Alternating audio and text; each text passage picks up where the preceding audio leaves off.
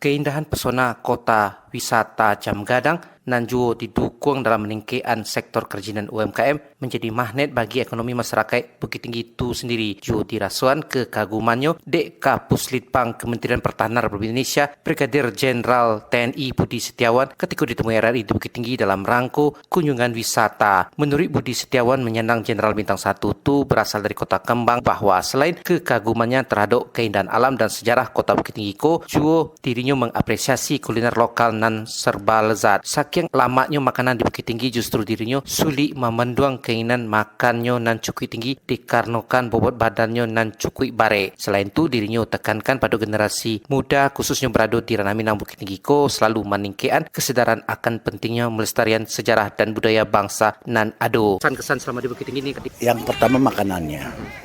Makanan Bukit Tinggi ini sebenarnya makanan yang paling saya hindari.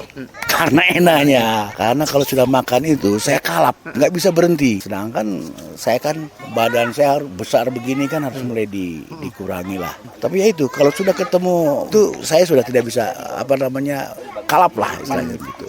Itu yang makanan. Kemudian suasana. Ini boleh katakan kalau sini itu hampir sama dengan Bandung. Saya kan orang Bandung.